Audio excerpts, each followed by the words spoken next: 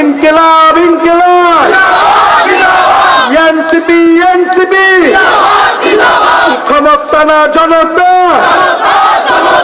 Bharat, Pakistan, America, চীন কারো ইশারায় বাংলাদেশ পরিচালিত হবে না। বাংলাদেশের সবকিছু ঠিক করবে বাংলাদেশের জনগণ। প্রিয় বগুড়াবাসী, আমরা বলেছি গণ অভ্যুত্থানের পরে ভারত, পাকিস্তান, আমেরিকা, চীন কারো ইশারায় বাংলাদেশ পরিচালিত হবে না। বাংলাদেশের নির্বাচন, বাংলাদেশের রাজনীতি, বাংলাদেশের সবকিছু ঠিক করবে বাংলাদেশের জনগণ। আগামী ৩রা আগস্ট শহীদ মিনারে আমরা জড়ো হচ্ছি। জুলাইয়ের ইস্তিহার, বাংলার মানুষ, বাংলার মানুষ, বাংলার মাটি, মানুষ মানচিত্রের নতুন ঘোষণাপত্র নিয়ে ৩রা আগস্ট আপনাদের সাথে শহীদ মিনারে দেখা হবে।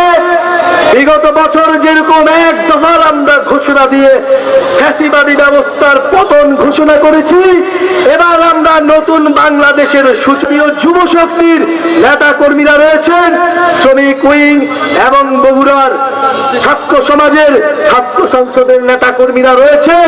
তাদেরকে বলতে চাই, জনগণের পাশে দাঁড়ান, সাধারণ মানুষের পাশে দাঁড়ান। নিজেদের ভিতর যাতে কোনো অনুপ্রবেশকারী না থাকে, আমাদেরকে অবশ্যই রাজনৈতিক সংস্কৃতি চেঞ্জ করতে হবে।